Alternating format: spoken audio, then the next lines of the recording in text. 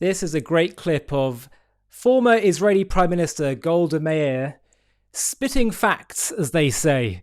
There's so many misconceptions around Israeli-Arab conflict, and it's nothing new. The things that we're saying on JTV are nothing new. It's been this way since the inception of the anti-Israel cause, of the so-called Palestinian cause. The aim has never been about self-determination and a nation state of their own and freedom and dignity and social justice and all those things and human rights. If it was, this would have been solved a century ago. Since its inception, it's been about getting rid of the Jewish state. Have a watch of Golda Meir telling and exposing the truth about the anti-Israel narrative. Have a watch. Hussein hadn't gone to war in 1967 when he shouldn't have, when Eshkol asked him not to go to war. The West Bank would have been in his hands. If Assad hadn't gone to war, the Golan Heights would have been in Syria. If Nasser hadn't gone to war in 1967, the Sinai Desert and the Gaza Strip were in his hands. Where were the Palestinians then? And why do good people tell us, if you had only, some Israelis as well, if you had only gone back to the 1967 borders after the war?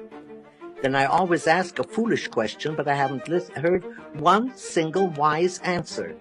If the 1967 borders are so holy, why was there a war in 1967? All these territories were in the hands of Arab countries. We must explain that in 1948, there were two refugee problems, not one. There's a refugee problem of about 450,000, 500,000 Arabs that fled from here and became refugees in other countries. And there were at least 300,000 Jewish refugees in the camps in Europe 3 years after the war, in Cyprus under barbed wire, and hundreds of thousands of Jews in East European countries. The fact is that we have absorbed, since then, over 1 million Jews with the help of ourselves through the austerity program, with the help of Jews all over the world, with the help of governments that have given us loans and sometimes grants. And you don't see, there are people that should have more than they have. You don't see barefoot children. There is nobody that is hungry in Israel. There are many things they should have in addition to that. But we have absorbed these people. We have solved a Jewish refugee problem. The fact is that for the first time in Jewish history, maybe, since 1948, there are no Jewish refugees in the world. And let's also emphasize the fact that nearly 1 million Jews living in Arab countries were absorbed into Israel in 1948. Why? Because they were kicked out. There are more Jews that were kicked out from Arab countries in 1948, expelled, than there were Arabs that were displaced in 1948 inside of Israel and what would have been an Arab state as well. And let's remember that those refugees existed not because Israel tried to kick them all out, but because they chose to go to war. Their leaders chose to go to war against Israel. And I say their leaders, but let's also remember that I'm sure it was with the blessing of a lot of the population as well. If opinions then were anything like they are today in Judea and Samaria and Gaza. And they chose to go to war against the Jews, and they lost. And that's why they were displaced. The Arab armies told them, leave, and once we've kicked the Jews into the sea, you can come back. Which is very different to the Jews who were kicked out.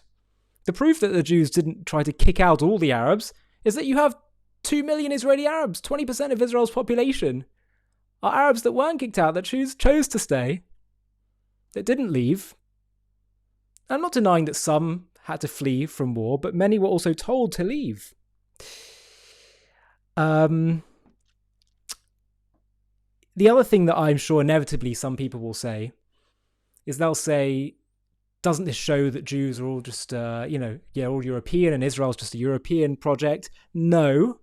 First of all, as I mentioned, there are all those Jews from Arab countries. And secondly, Jews have lived in Europe, yes, for many, many centuries, but where do they originate? They originate from Israel, from Judea. And they were kicked out by a white European colonialist army, the Romans. I'm sorry, by the way, for using these terms of white and whatever. I'm just using the lingo that's used to point the finger at Israel. I find this obsession with skin color ridiculous, shallow and irrelevant to the kind of judgments I make of people or ideas or whatever. Try not to judge people, but ideas and actions. But it's just so ironic. The word Palestine is a European colonialist invention. And they call the Jews the European colonialists. No, Jews come from Judea. Jews are Semitic. It's why they tend to have Semitic features. And were singled out in Europe for not being like everyone else. And yes, of course, some features will start to morph into perhaps more European looking in some ways when you've got centuries and centuries of living somewhere else. You have intermarriage, different climates, all that. But let's be clear. If there's ever a people that had a right to a particular land, and it being more documented, more obvious to the world, it would be the Jewish people to the land of Israel, the people of Israel, the nation of Israel to the land of Israel. Most of the world acknowledge this, because most of the world believe in the Bible, the Torah. They believe that God came down to Mount Sinai and gave over the Torah, his commandments, to the Jewish people and assigned the land of Israel to the people of Israel. So this shouldn't be controversial. And it's time that we start speaking the truth, unequivocally and uncompromisingly. If you appreciate what we're doing at JTV to share the truth about Israel and create positive associations with the Jewish people and Judaism, I want to tell you something. We are reaching millions every single week across the world, non-Jews and Jews alike. And we have a plan to grow the channel, to accelerate our growth with more presenters and documentaries. And we've launched a campaign in order to make this possible. Have a watch. The world is full of lies. That Israeli Prime Minister Benjamin Netanyahu bear criminal responsibility. The truth is under attack. Which river, which sea?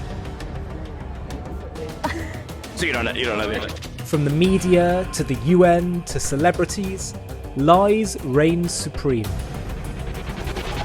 But the thing about the truth is that no matter how dark a room of lies, if you light one candle of truth, it can light up the whole room.